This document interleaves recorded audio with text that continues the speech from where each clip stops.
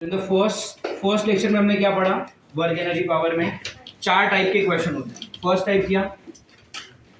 Force दिया है, displacement दिया है, लेकिन वेक्टर फॉर्म में दिया है। तो आपको क्या करना है? F bar dot S bar और डॉट प्रोडक्ट कैसा?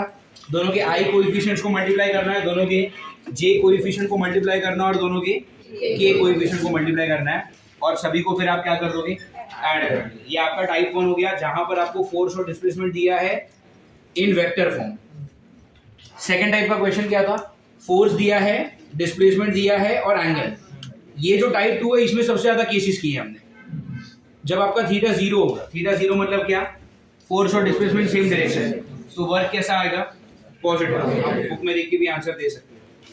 मुझे याद है ना, मैं 6-7 सालों से पढ़ा रहा हूँ, तुम्हारा पहला साल है, तो तुम बुक में देख के आंसर दो। फिर जब थीटा 180 होगा, थीटा 180 होगा मतलब क्या? Work done negative. ऐसा कब होता है? Opposite direction. अपोजिट डायरेक्शन में बॉडी मूव हो सकती है क्या? ये पॉसिबल है? हाँ, हो सकती है, बिल्कुल हो सकती है। जैसे मान लो एक ब्लॉक है, उस ब्लॉक को ग्रेविटी किधर खींच रही है, बट अगर मैंने उसको ऊपर लेकर गया तो ग्रेविटी की नजरों से देखा तो फोर्स नीचे है, बॉडी किधर जा रहा है? तो वर्क डन नेगेटिव हुआ ना, थीटा 180। समझ में आ रहा है? और फिर जब थीटा 90 होगा तब क्या?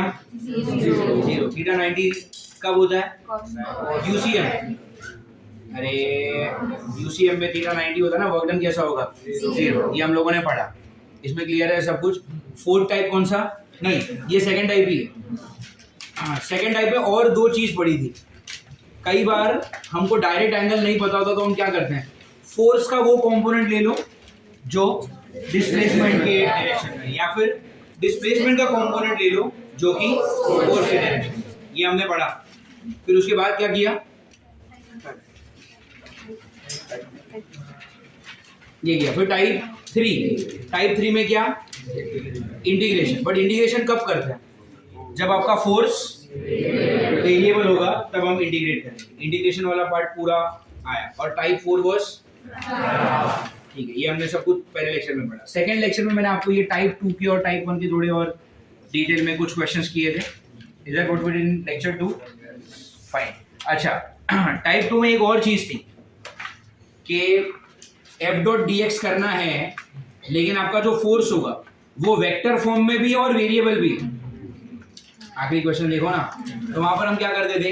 एक्स कंपोनेंट लेते थे, उसका integration with respect to dx, y component लेते थे, उसका integration with respect to dy, और z कंपोनेंट का integration with respect to dz। और फिर लिमिट्स कैसे? x1 x2 y1 y2 and z1 z2। अब ये सबको ऐड करेंगे। आया ना? जो लोग घर से पढ़कर आए हैं उनकी आंखों से पता चल रहा है, और जो सिर्फ हाँ में हाँ करे जा रहे हैं उनके भी शक्ल से पता चल रहा है। So there is a very big reason why some of you are consistently getting less marks, and unfortunately इनकी सिचुएशन कभी इम्प्रूव होने भी नहीं वाली, क्योंकि परिस्थिति बदलने के लिए आपको पहले अपना एफर्ट बदलना पड़ता है, आपको अपना स्टाइल बदलना पड़ता है। Some of you are still coming without preparation, some of you are still coming without revision, and I can see that in the eyes. इनको नहीं समझ में आने वाला और ये कभी बदलने भी नहीं वाले। इनको आएंगे नीट में 100, 150, 200 के आसपास, कहीं ना कहीं कोई छोटा मोटा कोर्स करते हुए मिलेंगे फिर ये लोग। सैडली क्या कर सकते हैं। Anyways, what are we learning now? In your notebook, write down the heading as what? Conservative force and non-conservative force. Some of you just come to the class for attendance. चलो देखते हैं क्या पढ़ाते हैं आज, देखकर आते हैं। आता तो है इनको पढ़ाना। In your notebook, write down the heading as what? Conservative force and non-conservative force. Definition लिखेंगे पहले। रुको, स्कूल में करते थे पता है? राइट द डिफरेंस बिटवीन, यहाँ पे देखो conservative force, non conservative force, बीच में एक लाइन बना दो।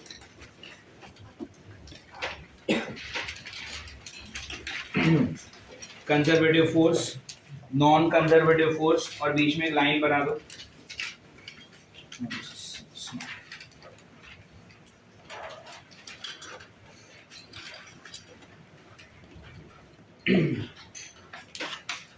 Conservative force, non conservative force and या।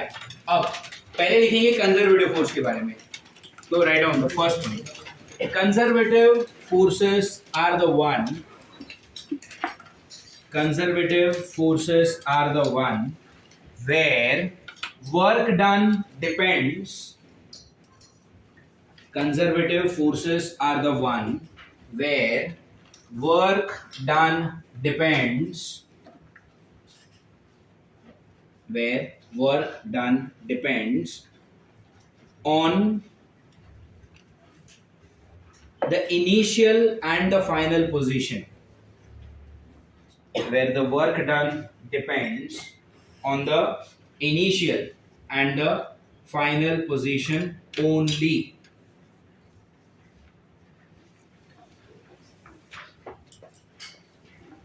कंटिन्यू करेंगे वहीं पर। It does not depend on the path followed. It does not depend on the path followed. अब इसका मतलब क्या है? कंजर्वेटिव फोर्स मैंने क्या बताया आपको, एक ऐसा फोर्स जो सिर्फ कहां पे डिपेंड करता है, इनिशियल पोजीशन और फाइनल पोजीशन। आप जैसे मान लो, लुक एट दिस, एक ब्लॉक था यहाँ पर, इस ब्लॉक का मास है m, let me call this as i for initial. इस ब्लॉक को मुझे यहाँ से हटा के यहाँ पे रखना है, मास तो सेम ही रहेगा ना, पोजीशन का नाम f फॉर फाइनल पोजीशन। तो ब्लॉक को आपको यहाँ से हटाकर वहां पर रखना है। अब आप क्या कर सकते हो, आप ब्लॉक को ऐसे लेके जा सकते हो, है ना, आप ब्लॉक को ऐसे भी लेके जा सकते हो, आप ब्लॉक को ऐसे भी तो लेकर जा सकते हो। अरे यार, तो लेट से ये है पहला रास्ता, ये दूसरा रास्ता और ये तीसरा रास्ता, ठीक है।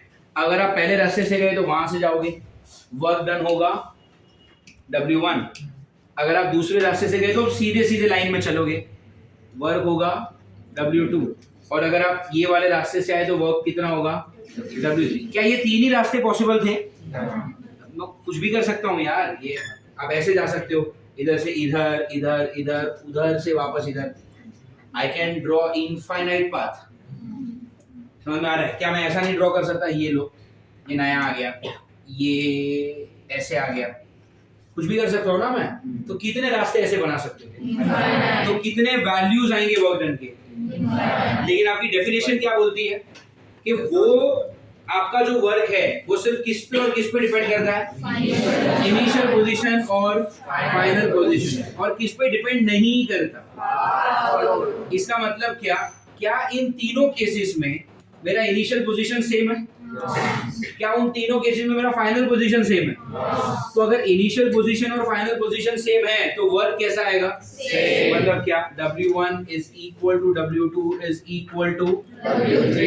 फिर आगे क्या लिखा है? It does not depend on the path followed। इसका मतलब क्या, आप पहले रास्ते से गए, आप दूसरे से गए या आप तीसरे से गए, फर्क नहीं पड़ता, आपके वर्क डन का वैल्यू कैसा आएगा? सेम आएगा। तो ऐसे फोर्सेस को हम क्या बोलते हैं? Conservative force. समझ में आ रहा है? कंजर्वेटिव फोर्स का एग्जाम्पल है gravitational force. What is the example, tell me? Gravitational force. इसको प्रूव करते हैं। अगर ग्रेविटेशनल फोर्स सच में कंजर्वेटिव है तो आप अलग अलग रास्ते से जब एक ही काम करोगे तो आंसर कैसा आना चाहिए? जैसे एग्जाम्पल लेता हूं मैं यहाँ पर ग्रेविटेशनल फोर्स, और इसको प्रूव करेंगे।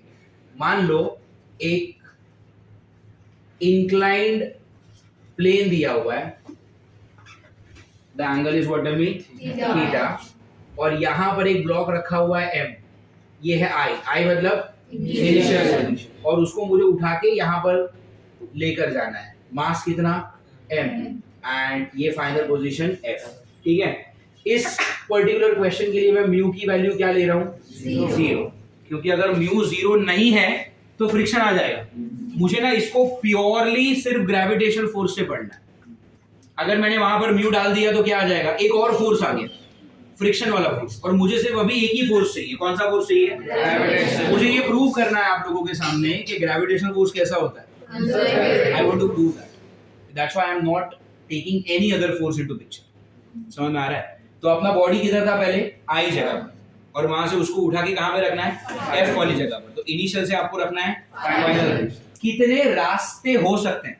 इनफाइनाइट रास्ते हो सकते हैं, लेकिन यहां पर हम दो रास्तों को पढ़ेंगे। एक, आप सीधा सीधा इसको एक स्ट्रेट लाइन में लेकर गए, ये पहला रास्ता।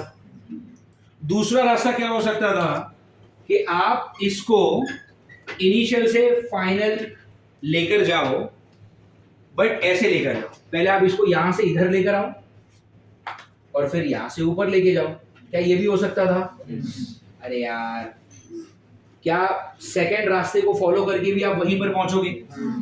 क्या पहले रास्ते को फॉलो करके भी आप वहीं पर पहुंचोगे? अब आपने क्या बोला कि ग्रेविटेशनल फोर्स कैसा है? कंजर्वेटिव। कंजर्वेटिव फोर्स क्या कहता है कि आप कोई भी रास्ते से जाओ, आपको काम उतना ही करना पड़ेगा। करेक्ट है? इसका मतलब क्या? अगर मैं ब्लैक वाले रास्ते से चला, जिस रास्ते का नंबर क्या दिया मैंने? 1, तो उसका जो वर्क होगा उसको मैं लिखता हूं W1। समझ में आ रहा है? और फिर दूसरा वाला रास्ता कौन सा है? रेड वाला। रेड वाले रास्ते का नंबर क्या दिया है? W2। तो W1 सॉल्व करो या W2 सॉल्व करो, आंसर कैसा आना चाहिए? सेम आना चाहिए। ठीक, करते हैं फिर। चलो, W1 का मतलब क्या होता है, एक बार वापस बोलोगे? What is W1? Work done on path 1। देखो पाथ 1 में हो क्या रहा है? ये आपका इंक्लिनेशन है कितना? थीटा। बॉडी है यहाँ पर m। समझ में आ रहा है? एक्चुअल वेट क्या होता है? mg। कहां पर? नीचे। लेकिन हम नीचे वाला वेट कभी भी एंगल पे पढ़ते हैं क्या? नहीं। अपन क्या कर लेते हैं? इसका रिजॉल्व कर लेते हैं। रिजॉल्व करेंगे तो ये वाला हिस्सा क्या आएगा बोलो? ये आएगा mg cos थीटा। ये क्या आएगा बोलो? mg sin theta. आप बॉडी को यहां से लेकर यहां तक गए ना, तो बॉडी कितना चला? मान लो L ले लेते हैं उसको। ये जो है ना, उसको मैंने क्या ले लिया? अरे ये जो रास्ता है I से लेकर जब तक कुछ तो लेंथ होगा, क्या ले लेते अपन? तो बॉडी यहां से लेकर यहां तक गई। आपको क्या निकालना है? इसका वर्क डन। वर्क डन को मैं क्या लिखूंगा? W1। वर्क डन का फॉर्मूला क्या होता है? फोर्स इनटू डिस्प्लेसमेंट, या फिर क्या? फोर्स का वो कंपोनेंट जो डिस्प्लेसमेंट के डायरेक्शन में। समझ आ रहा है? अगर आप थोड़ा सा सोचोगे ना, एक्चुअल वेट यहां पर था नीचे mg, मैं उसके कंपोनेंट्स ले चुका हूं। अरे यार, what is mg cos theta? mg का component. What is mg sin theta? mg का कंपोनेंट। तो कंपोनेंट तो मैं ले चुका हूं। समझ में आ रहा है? आप फोकस करो mg sin थीटा पे, क्योंकि mg sin थीटा ही तो उस लाइन पर है ना जहां पर डिस्प्लेसमेंट हो रहा है। कैन आई से displacement is happening on this line? और mg sin थीटा भी तो वहीं पर है, लेकिन डायरेक्शन कैसा है? कोई बात नहीं, cos 180 -1। अरे यार, अपोजिट डायरेक्शन में वर्क डन कैसा? नेगेटिव। सेम डायरेक्शन में वर्क डन कैसा? और एंगल 90 डिग्री होगा तो वर्क कैसा? यहाँ पर mg cos को देखा ना, तो mg cos और डिस्प्लेसमेंट 90 डिग्री पर, तो इसका वर्क कैसा? 0। लेकिन इसका वर्क कैसा? तो mg sin थीटा, ये तुम्हारा फोर्स इनटू डिस्प्लेसमेंट कितना? L, और एंगल कितना? 180 की वजह से। तो अगर मैंने पहले वाले रास्ते से वर्क निकाला तो क्या आंसर आता है? Minus of mg sin theta into L। क्या ये समझ में आ रहा है? एक बार वापस बोल रहा हूँ, एक्चुअल mg किधर है? नीचे। लेकिन हमने क्या पढ़ा है? आप फोर्स का वो कंपोनेंट ले लो जो डिस्प्लेसमेंट के डायरेक्शन है, या फिर आप डिस्प्लेसमेंट का वो कंपोनेंट ले लो। यहां पर मैंने फोर्स का कंपोनेंट ले लिया, तो फोर्स एक्चुअल था mg नीचे, उसको रिजॉल्व किया, इधर आया mg cos, इधर आया mg। ये सही है? आपने mg cos को क्यों नहीं पढ़ा? क्योंकि mg cos है ऐसे और डिस्प्लेसमेंट है ऐसे, दोनों के बीच में एंगल क्या है? तो जब भी फोर्स और डिस्प्लेसमेंट के बीच में एंगल 90 होता है, वर्क डन कैसा होगा? 0। तो क्या ये वाला फोर्स कोई वर्क कर रहा है? नहीं। तो फिर ये वाला करेगा। अच्छा, ये mg sin थीटा है नीचे, डिस्प्लेसमेंट है ऊपर, एंगल आ गया 180, cos 180 -1, वर्क कितना आया? Force into displacement into angle, angle 180 minus. तो मेरा पहला वाला रास्ता, अगर मैंने ब्लैक रास्ते पे चल के इस बॉडी को यहां से यहां पहुंचाया तो वर्क कितना आ रहा है? Minus of mg sin theta into l। क्या ये समझ में आ रहा है? Any doubt anyone has? अब W2 क्या है बोलो? तो W2 है वर्क डन ऑन पाथ 2। जब आप दूसरे रास्ते से जाएंगे तो आप यहां से इधर आओगे और फिर यहां से ऊपर जाओगे।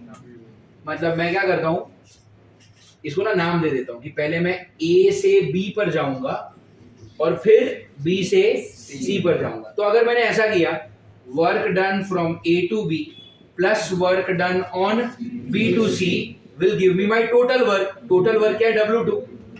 W2 को मैं दो हिस्सों में पढ़ रहा हूं, पहले मैं जाऊंगा A से B और फिर मैं जाऊंगा B से C। क्या ये समझ में आ रहा है तुमको? जब आप A से B जाओगे तो आपका वर्क कितना हो रहा है सोचो।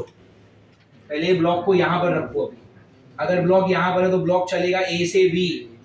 डिस्प्लेसमेंट कहां हो रहा है? एक्स एक्सिस पर। वेट किधर है? नीचे। एंगल कितना? 90। एंगल 90 मतलब work 0। Work done by AB is what? 0। इसका कारण क्या है? mg नीचे, डिस्प्लेसमेंट एक्स एक्सिस पर, दोनों के बीच में एंगल कितना?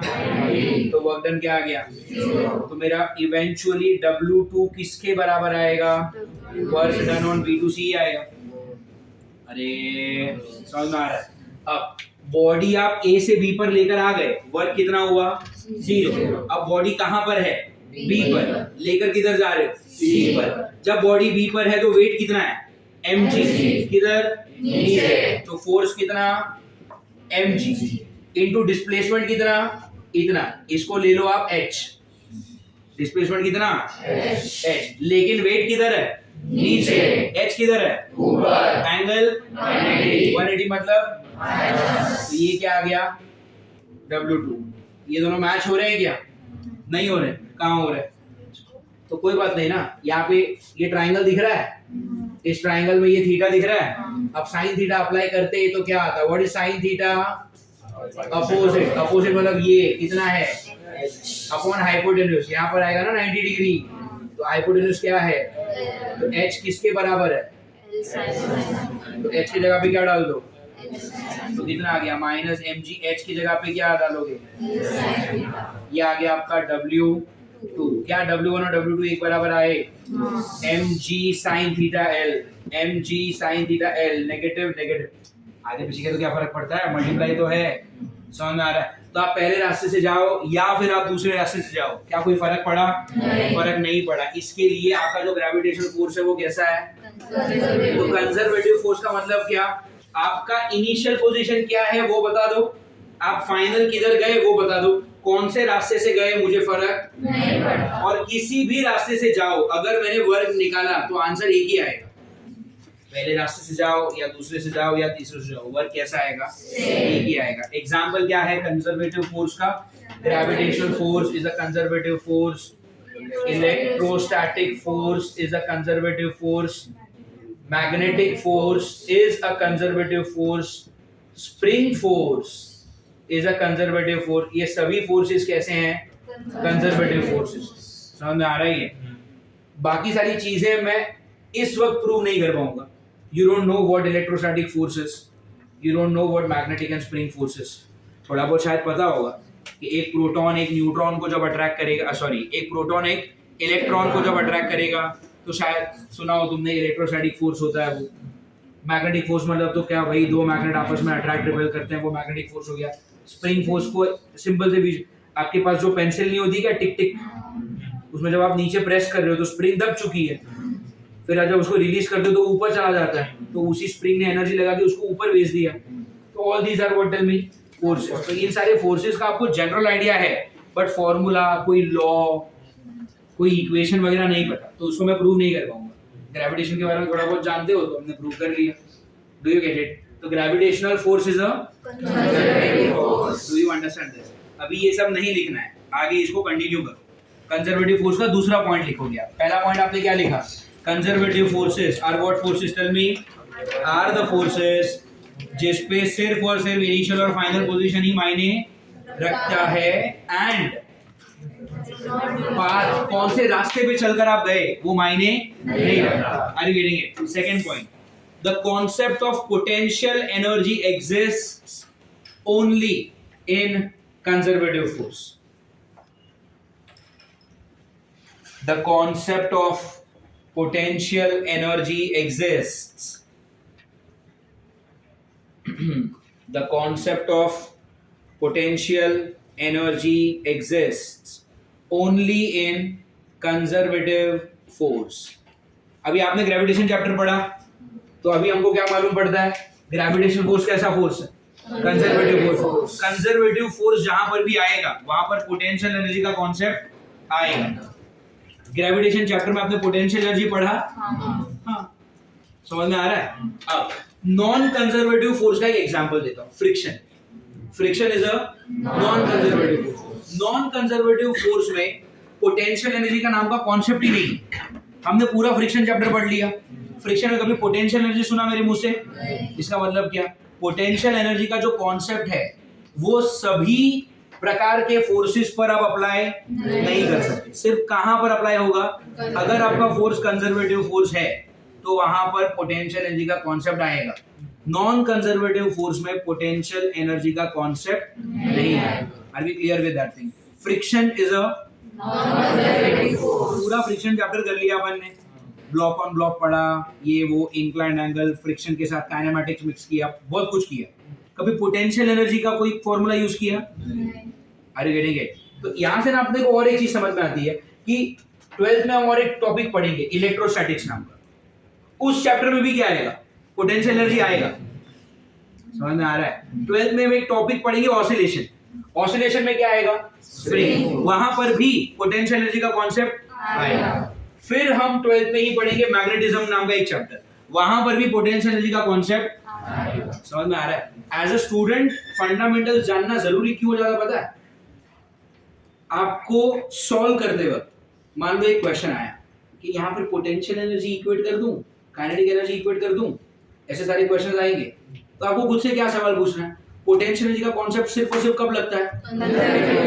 अब अगर क्वेश्चन में फ्रिक्शन दे दी है तो खत्म. अब पोटेंशियल एनर्जी का कॉन्सेप्ट यूज ही नहीं कर सकता मैं. समझ में आ रहा है ये? तो when you have too many concepts in your mind, आपको सोचना पड़ता है यहाँ पर क्या लगाऊं, यहाँ पर क्या नहीं लगाऊं. समझ में आ रहा है? तो अगर फ्रिक्शन नाम का वर्ड आ गया क्वेश्चन में, मतलब क्या? अब यहाँ पर पोटेंशियल का कॉन्सेप्ट नहीं लगेगा. समझ में आ रहा है? That's why this chapter is one of the most important topics of physics. ये अगर क्लियर हो गया ना 12th स्टैंडर्ड में, मजे है तुम्हारे. फिजिक्स ऐसे निकाल लोगे. ये क्लियर हुआ? ये जो अगर वर्ड है ना, अगर ये क्लियर हुआ, अगर is a very painful word. मतलब ये हटा दो ना लाइफ से, मजे है ना. चलो anyways, you have written on this side right conservative force. उस तरफ लिखेंगे क्या? Non conservative. अभी वो मिलता जुलता है, खुद से लिख लोगे. क्या लिखोगे पहले पढ़ लेता हूं. वहां पे लेफ्ट साइड में पढ़ोगे सब लोग. कंजर्वेटिव की जगह पे अभी क्या आएगा?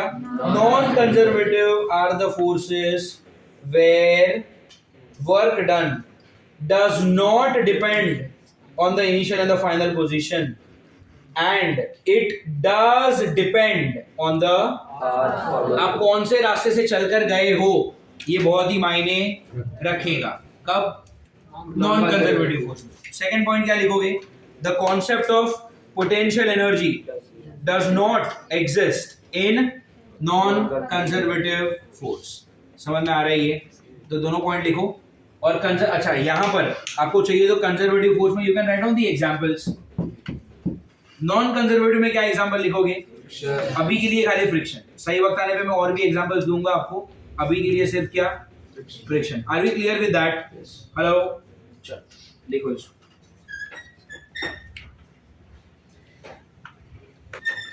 सबका हो गया ना ये लिखकर? चलो now we will talk about what? Non conservative force. Non conservative forces का मतलब क्या? जहां पर रास्ता बदला तो वर्क बदल जाएगा. समझ में आ रहा है ये? तो जैसे कि मान लो ये इनिशियल पोजीशन, ये फाइनल पोजीशन, ये पहला रास्ता है, दूसरा रास्ता है, तीसरा रास्ता, तो तीनों में वर्क कैसा आएगा? अलग अलग आएगा. तो ऐसे फोर्सेस को हम क्या बोलेंगे? Non conservative force. ये समझ में आ रहा है? Now when you talk about non conservative force, तो उसका एग्जांपल क्या है? Friction. Friction is a non conservative force. एक छोटा सा एग्जांपल देता हूं. जैसे हमने ग्रेविटेशनल फोर्स को प्रूव किया, वैसे अभी हम फ्रिक्शन फोर्स को प्रूव करेंगे कि ये सच में नॉन कंजर्वेटिव होता है. तो जैसे कि मान लो आपके पास ये आपकी एक सरफेस है, ठीक है. This is a surface and on this surface यहां पर एक ब्लॉक रखा हुआ है और इस ब्लॉक का मास है कितना? m. ठीक है. The mass of the block is what? m. And इस ब्लॉक को मैंने यहां पर खींचा होगा, ये मेरा अप्लाइड फोर्स है. और यहां पर पीछे क्या है? यहां पर म्यू 0 नहीं है अभी. म्यू नॉट इक्वल टू 0 का मतलब क्या? Mu is present, friction is present. समझ में आ रहा है ये? और फ्रिक्शन डेफिनेटली हमेशा कहां पर होगा? बॉडी के मोशन से अपोजिट डायरेक्शन में. तो ये क्या है तुम्हारा? फ्रिक्शन. और फ्रिक्शन के मैक्सिमम वैल्यू क्या होती है? म्यू इनटू एन, जो कि यहां पर क्या होगी? mg. समझ में आ रहा है? Because it is a flat surface ना. तो ऊपर नॉर्मल, नीचे mg, n equal to mg, mu mg. समझ में आ रहा है ये? ठीक है. अब देखो हम क्या करने वाले हैं. पहले ना इस बॉडी को अलग अलग जगह से, मतलब जैसे मान लो ये A है, इस जगह का नाम है A. यहां से मैं इसको खींच के लेकर गया कहां पर? B तक. और फिर मैं इसको B से उठा के कहां पे रख दूंगा? वापस A पे. तो यहां पर हम क्या कर रहे हैं? Body moves from A to B and then B to A. अगर आप पूरा पिक्चर देखोगे तो आपको क्या पता चलेगा? बॉडी जगह से हिला ही नहीं है. A से B पे गया होगा, फिर वापस B से A पर आ गया. तो अगर आपने पूरा देखा तो आपको क्या, शुरुआत में भी A पे था, बाद में भी A पे था, बॉडी जगह से हिला ही नहीं है. कंजर्वेटिव फोर्स की नजर से देखोगे, कंजर्वेटिव फोर्स क्या कहता है? मैं कौन से रास्ते पे चला वो देखता नहीं, खाली इनिशियल किधर है, फाइनल किधर है, वही देखूंगा. तो अगर वो लॉजिक यहाँ पर अप्लाई किया तो आप इनिशियली किधर थे? A पर. अब फाइनली किधर हो? A पर. तो मतलब आप जगह से हिले ही नहीं हो. तो कंजर्वेटिव फोर्स की नजरों से देखा तो वर्क तो हुआ ही नहीं है ना. अरे समझ में आ रहा है? लेकिन हम यहाँ पर किसकी नजरों से देखेंगे? नॉन कंजर्वेटिव फोर्स क्या बोलता है? मैं इनिशियल और फाइनल को नहीं देखता, मैं रास्ते देखता हूँ. तो रास्ता क्या है? पहले आप गए A से B पर और फिर आप आए B से A. तो आपका जो वर्क है, टोटल वर्क क्या होगा? पहले आप work done from A to B, फिर आप देखोगे work done from B to A देखोगे. A टू B वाला वर्क क्या होगा वो देखते हैं. बॉडी गया इधर से इधर, मान लो यहां से लेकर वहां तक जो डिस्टेंस था वो कितना था? तो बॉडी गया इधर से इधर तक. फोर्स कितना? फ्रिक्शन ना, पीछे कितना? Mu mg. ये हो गया फोर्स. इनटू डिस्प्लेसमेंट कितना? Force into displacement. लेकिन डिस्प्लेसमेंट है राइट में. A से B पे जा रहे हो तो किधर गए? राइट में. फ्रिक्शन किधर है? दोनों का डायरेक्शन उल्टा. Angle 180, cos 180. ये कितना हो गया? तो जब आप A से B पर गए तो इतना वर्क आपने किया. आपने मतलब फ्रिक्शन लेस. ये फ्रिक्शन का वर्क है, अप्लाइड फोर्स का नहीं. अरे अप्लाइड फोर्स तो डिस्प्लेसमेंट के डायरेक्शन में भाई. ये किया था हमने पक्का. फिर plus work done from B to A. अच्छा, जब ये बॉडी B पर आ जाएगा ना, तब आपको उसको इस तरफ खींचना पड़ेगा. तो अप्लाइड फोर्स आएगा इधर, बॉडी जाएगा किधर? उधर ही. लेकिन अब फ्रिक्शन किधर होगा? अरे गेटिंग इट? तो मैं डायग्राम ड्रॉ नहीं कर रहा, but I hope you understand. Imagine a block here eight B. अब बॉडी चलेगा किधर? लेफ्ट में. फ्रिक्शन किधर होगा? राइट में. वापस दोनों के बीच में एंगल 180. फ्रिक्शन का फॉर्मूला म्यू n वापस कितना आएगा? ये आ गया फ्रिक्शन का फोर्स इनटू डिस्प्लेसमेंट और वापस एंगल कितना? 180. तो फिर आपका वर्क डन टोटल कितना आया? -2 म्यू mg s. ये समझ में आ रहा है?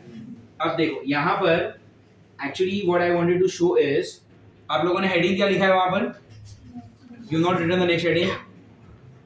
इसके पहले जो ग्रेविटेशन वाला लिखा वहां पे हेडिंग क्या लिखा था? कंजर्वेटिव फोर्स लिखा और फिर डिटेल लिखा ना. अभी क्या लिखो? नहीं डोंट, नॉट नाउ. वापस कंजर्वेटिव फोर्स के अंदर ही कंटिन्यू करो. अभी इसको लिखना नहीं है.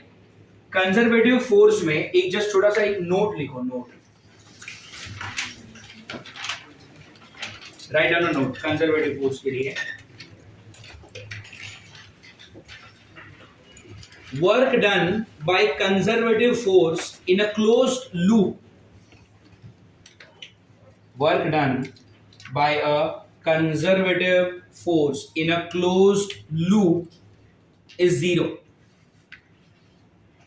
What do you mean by closed loop?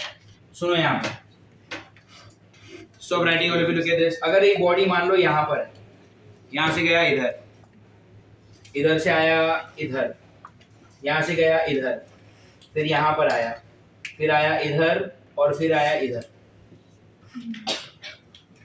तो आप घूमे होंगे इधर उधर इधर, बट इवेंचुअली किधर आ गए आप? तो यहाँ पर क्या मैं बोल सकता हूँ, मेरा जो टोटल डिस्प्लेसमेंट को अगर मैंने देखा तो जीरो है। अरे बॉडी जहां से चली वहां पर वापस आ गई, तो आपका पूरा रास्ता अगर आपने जोड़ दिया तो क्या बन गया? एक क्लोज लूप बन गया। स्टेटमेंट क्या लिखा है आपने? Work done by a is in a close loop. Is this a close loop? यहाँ पे आपका वर्क क्या आएगा? जीरो आएगा। इसको प्रूव करेंगे अभी। पहले इसको लिख लो, नोट लिखा ना, राइट। ये डायग्राम बना लो। बहुत फैंसी डायग्राम बनाने की जरूरत नहीं है, पेंसिल वेंसिल कुछ इसके लिए स्केल वेल नहीं चाहिए। हाथ से बनाओ, हाथ से बनाओ।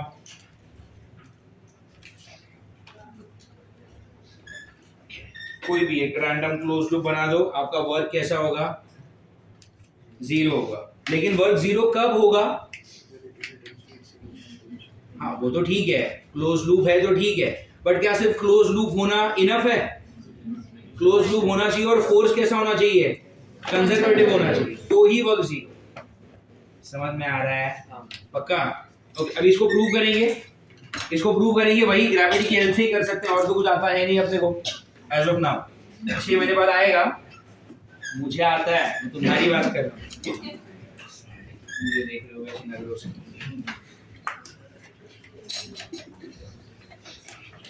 अब इसका छोटा सा एग्जांपल देता हूं मैं आपको। जैसे मान लो अगर आप ग्राउंड पे खड़े हो और अगर आप जंप करते हो, इवेंचुअली थोड़ा सा कूद के गिरोगे ना वहीं पर, तो आपका इनिशियल पोजीशन फाइनल पोजीशन कैसा हो गया? ग्रेविटी की नजरों से देखा तो आपने वर्क ही नहीं किया, वो प्रूव करना है। ठीक है, तो जैसे मान लो this is ground and here is some body जिसका मास कितना है? m। ठीक है, इसने जंप किया तो ये नई जगह पर आ जाएगा यहाँ पर। Do you get it? मान लो इसने जंप किया from the height of to the height of h, तो यहां से ऊपर गया ना वो, फिर ऊपर आके उधर ही रुकेगा क्या? गिरेगा वापस। तो मैं वो जो गिरने वाला प्रोसेस है ना वो साइड में ड्रॉ कर रहा हूं। अरे समझ में आ रहा है? ये वापस इधर आ जाएगा। समझ में आ रहा है? तो यहाँ पर how many processes you have drawn? ये 2 प्रोसेस अलग अलग ड्रॉ किया मैंने। पहले बॉडी नीचे से ऊपर गया, बॉटम से टॉप पे गया, और फिर अभी यहाँ पे क्या है? Top to bottom. इवेंचुअली क्या हुआ है? बॉडी जहां से कूदा वहीं पर जंप करोगे तो वहीं पर गिरोगे ना वापस, वही तो है ही। प्रूव करना है मुझे। अच्छा, is this a close path? Of course. अरे गधो, इधर इंसान है, ठीक है, तो जंप करके उधर ही गिरेगा ना, तो जहां से गया उधर ही वापस आ गया, तो क्लोज पाथ तो हुआ। क्लोज पाथ क्या है? ऐसा ही दिखना चाहिए। Is this only close path? इधर से नीचे से ऊपर गया, वापस इधर आ गया। क्लोज पाथ का मतलब क्या होता है? इनिशियल जगह फाइनल जगह सेम, बात खत्म। तो ये है ना, जहां से कूदा वापस वहीं भी तो गिरेगा। तो this is also what tell me? तो मुझे ये प्रूव करना है कि यहाँ पर वर्क डन कैसा है? जीरो। बहुत आसान है। बॉटम टू टॉप जाते वक्त ग्रेविटी किधर है? नीचे। कितना? mg। डिस्प्लेसमेंट कितना हुआ? h। किधर? ऊपर। मतलब कॉस कैसा? 180। अरे यार, ग्रेविटी नीचे, बॉडी जा रहा है किधर? ऊपर। एंगल कितना? 180। कॉस 180 माइनस 1, तो कितना वर्क हुआ? ठीक है, ये वर्क है कौन सा? पहले हिस्से का, जब मैं नीचे से ऊपर कूदा। और जब मैं ऊपर पहुंच जाऊंगा तो वहीं पे रुकूंगा क्या? गिरूंगा। गिरूंगा मतलब क्या? टॉप टू बॉटम भी तो आना है। जब मैं ऊपर से नीचे आ रहा हूं तो ग्रेविटी किधर है? नीचे। मतलब ग्रेविटेशनल फोर्स mg किधर है? नीचे। और मैं चल के गया किधर? नीचे। मतलब वेट भी फोर्स कितना? mg नीचे। और डिस्प्लेसमेंट कितना? किधर? नीचे। तो एंगल कितना? cos 0। तो ये वाला वर्क कितना हो गया? mgh। नीचे से ऊपर जाते वक्त माइनस mg, ऊपर से नीचे आते वक्त plus mg। Work is a scalar quantity, तो टोटल वर्क क्या आ गया? Total work is what? Tell me. 0। इधर माइनस mg तो प्लस mgh ना। तो ये मैंने किस चीज को प्रूव किया? ये मैंने उस चीज को प्रूव किया कि अगर आपका फोर्स कैसा है? कंजर्वेटिव, एंड अगर आपका इनिशियल और फाइनल पोजीशन सेम है, मतलब क्या आप कहीं से भी गोल गोल घूम के उसी जगह पर अगर आ गए या फिर जमीन से कूदे वापस वहीं पर आओगे ना, अगर आपका इनिशियल और फाइनल कैसा है? सेम है, एंड फोर्स कैसा है? कंजर्वेटिव, तो आपका वर्क कैसा आएगा? 0। Are you getting it? लेकिन इनिशियल और फाइनल तो यहाँ पर भी सेम था। आप ए से चले बी पर, फिर वापस आप बी से ए पर आ गए, तो यहाँ पर वर्क क्यों नहीं 0 आया? अरे ये तो फ्रिक्शन है ना। Friction is a non conservative force. Close loop में वर्क 0 कब आता है? कंजर्वेटिव फोर्स होगा तो, और नॉन कंजर्वेटिव होगा तो 0 नहीं आएगा। Proven. Do you understand this? पक्का? तो अभी तुमने बुक में क्या लिखा है? वो नोट लिखी, क्या है वो note? Work done by a conservative force in a close loop is 0। वो लिखा, और अभी यहाँ पर उसको क्या कर लिया मैंने? प्रूव कर लिया। इतना लिखोगे, then I will tell you what to write from this part. ठीक है, इसको कॉपी करना। यस, तो this is where we prove कि अगर आपका फोर्स कैसा है? कंजर्वेटिव, और आपका रास्ता कैसा है? क्लोज। क्लोज रास्ते का मतलब ये नहीं है कि सर्कल ही हो या इधर उधर से घूम के उधर ही आना हो। क्लोज रास्ते का मतलब क्या? इनिशियल और फाइनल कैसा है? सेम। खत्म। तो क्या जमीन से ऊपर जब आप कूदते हो वापस वहीं पर आके गिरोगे, तो आपका इनिशियल और फाइनल रास्ता कैसा हो गया? सेम हो गया। सेम हो गया मतलब क्या? Work done from bottom to top and top to bottom एक दूसरे के अपोजिट है। नेट वर्क कैसा आया? 0 आया। ये हुआ कॉपी करके। अब बात करेंगे किसकी? नॉन कंजर्वेटिव फोर्स की। नॉन कंजर्वेटिव फोर्स का पहला मतलब क्या होता है? पहला नॉन कंजर्वेटिव मतलब क्या? कि कोई भी रास्ते से जाओ, इधर से इधर से या इधर से, रास्ता बदला तो वर्क क्या होगा? बदलेगा। एंड नॉन कंजर्वेटिव फोर्सेस में क्लोज लूप पर भी वर्क 0 नहीं होगा। कंजर्वेटिव में होता है, नॉन कंजर्वेटिव में नहीं। जैसे फ्रिक्शन की बात करो, आप यहाँ पे किधर से किधर गए? आप ए से बी पर गए, वापस बी से ए पर आ गए, तो आपका इनिशियल और फाइनल कैसा है? कंजर्वेटिव होता तो वर्क सीधा 0 आता, बट फ्रिक्शन कैसा है?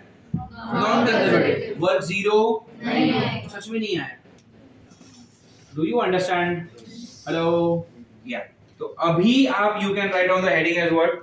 Non conservative force. एंड पहले नॉन कंजर्वेटिव फोर्स का अंडरस्टैंडिंग के लिए क्या लिखेंगे? ये डायग्राम बना दो। हेलो? ये डायग्राम बना दो और ये लाइन लिख दो, फॉर एग्जांपल लिखो, and then you wait for me to instruct. ठीक है?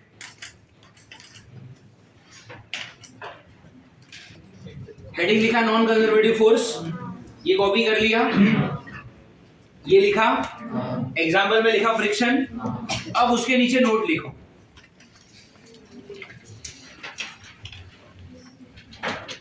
For a non conservative force,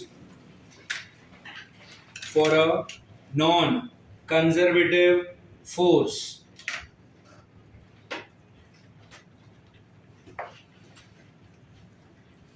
work done is not 0. Work done is not 0 when the initial and the final positions are same. When the initial and the final positions are same. समझ में आ रही है आपको? पक्का? Okay. अब ये जो आपने नोट लिखी उसको प्रूव करता हुआ ये proof. So now you copy this. समझ में आ रहा है?